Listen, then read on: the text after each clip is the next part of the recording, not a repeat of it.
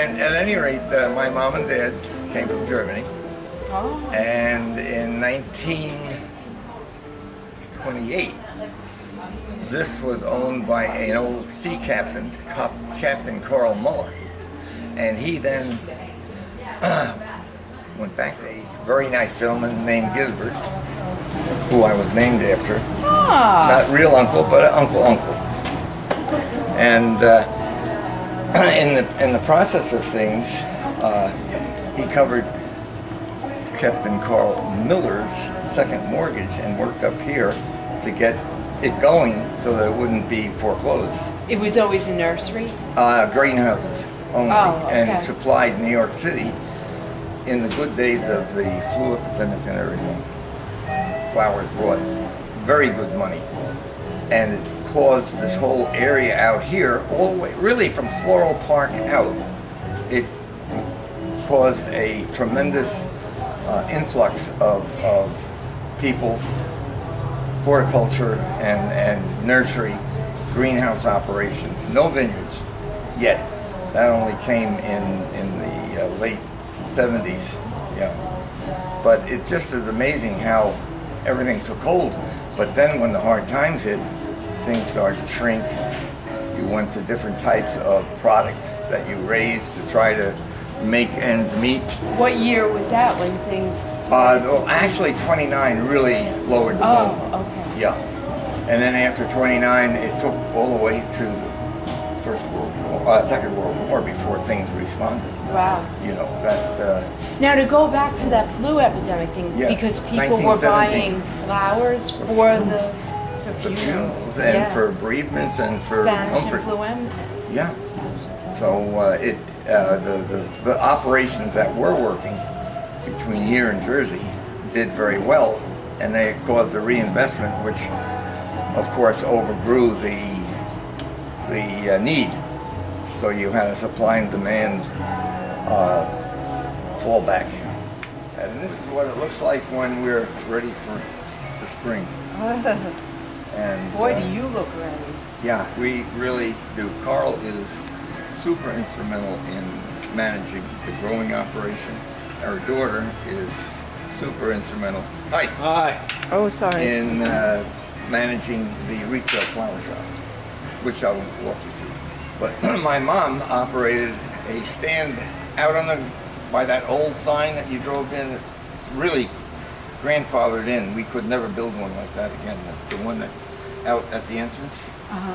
And she had a flower, cut stems of carnations and things that we grew out there for sale. Sort of like they sold apples on, for a dime. Yeah. That type of thing, only here. And people passing by would purchase something, and it sort of kept things afloat. My father had a university degree from Germany, and my mother, of course, had a business degree, and it complemented. So they finally were able to purchase this from the Millers, but my father then died in 1952. That's beautiful. Yeah, I went to Farmingdale 2 years. That was when my father died. It was like I worked and went to school, and Yeah. I don't know how I made it, Cobble but it it all was all right. together, right? It Yeah. was a good education. Yeah. I had Oh, very, yeah. very, very good professors.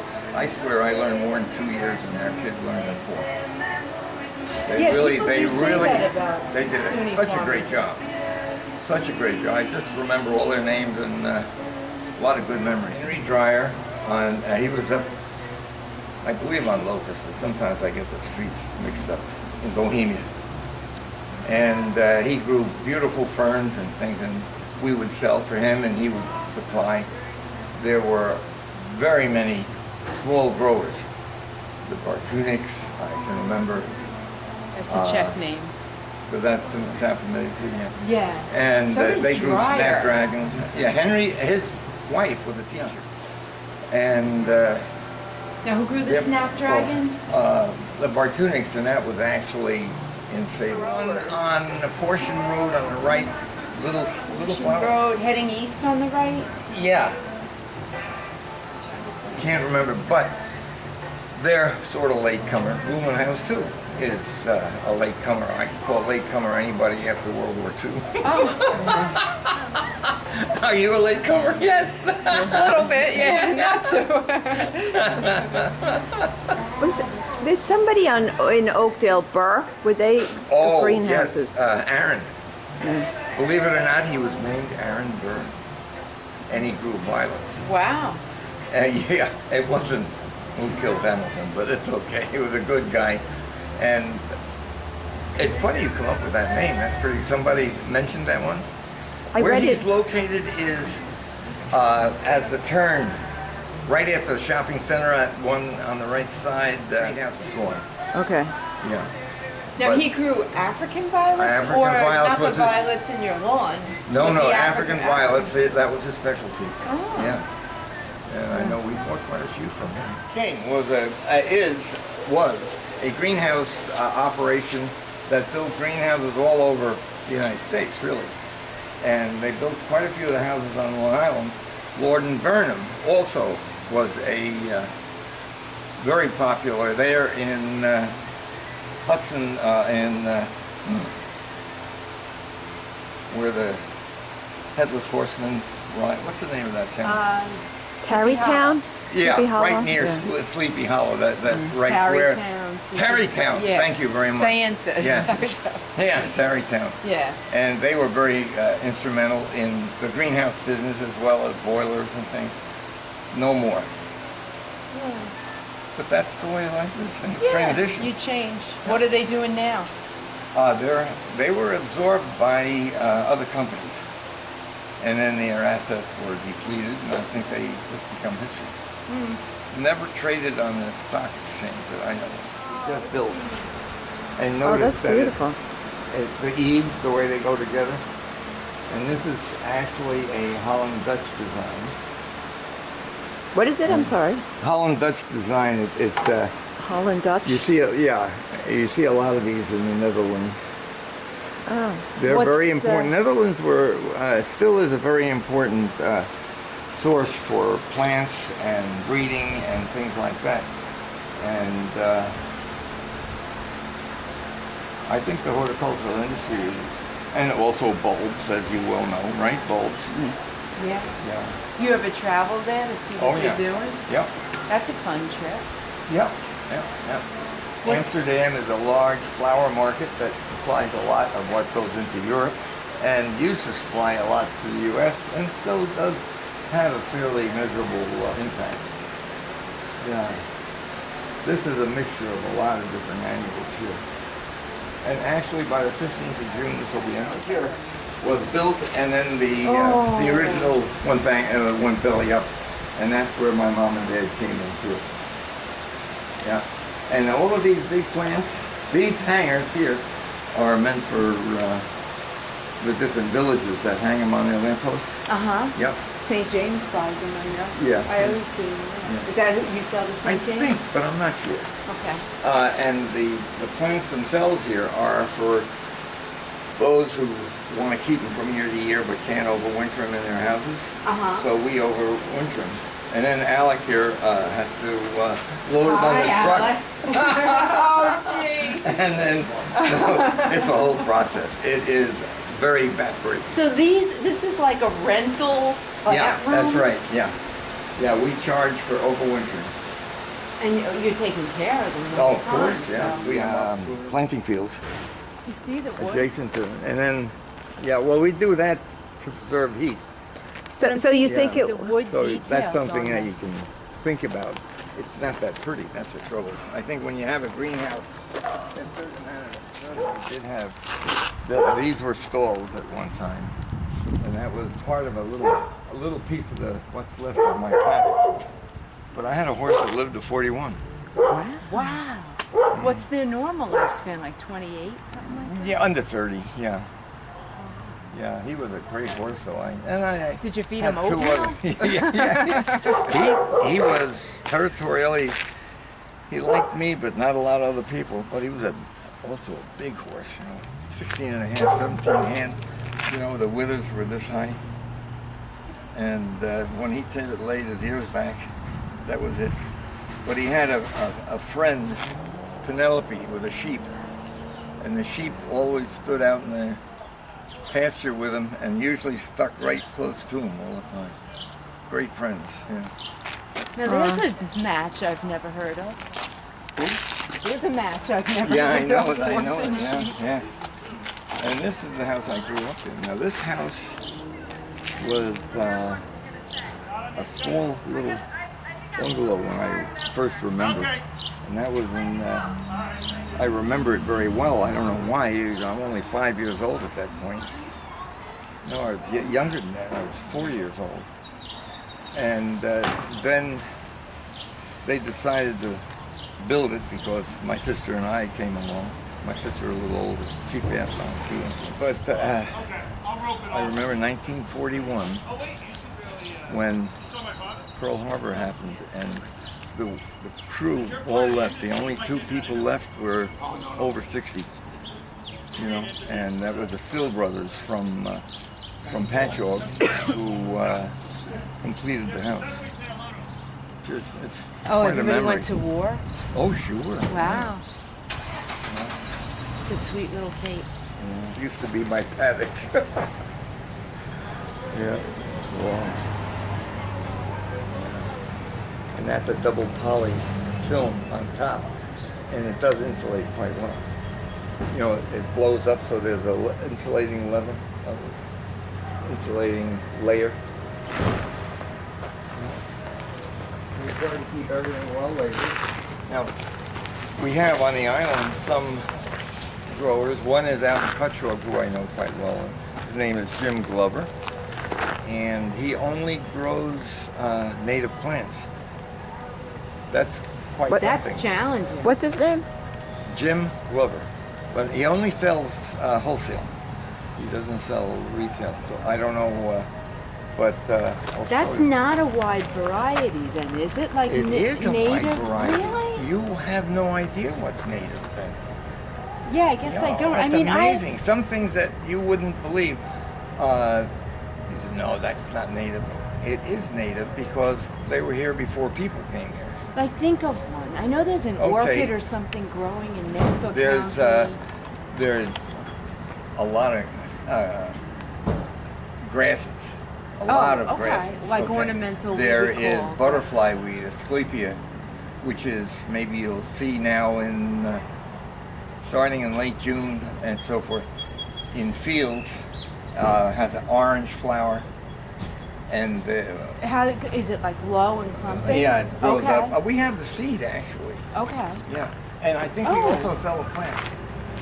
Yeah, we do sell a plant, and we have a large selection of native for butterfly weed. The most fantastic field I know of is in Laurel.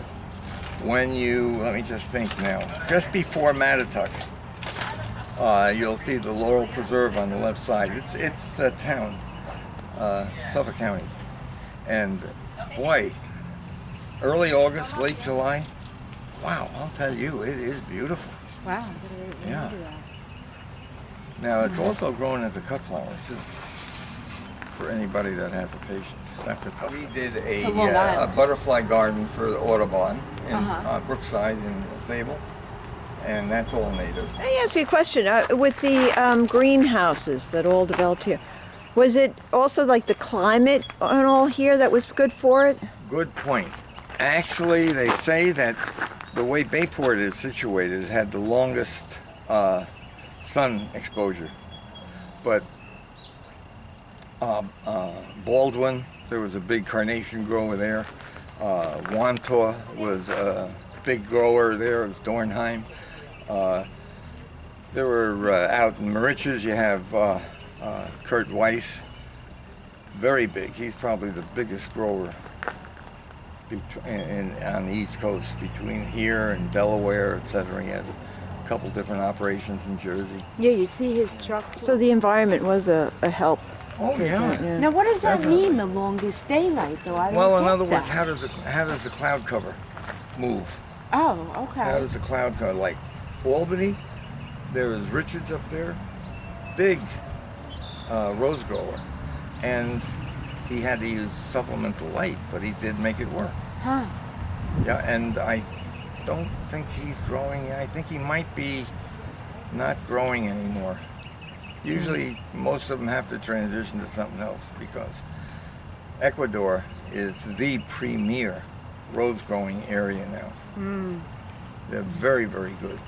And the roses, when treated properly, last a long time. We also had a very good orchid grower in town, and that also has gone by the wayside. Cattleya orchids, you know, they used to see big corsanges, Yeah. and Mr. Gray grew those right up in Blue Point.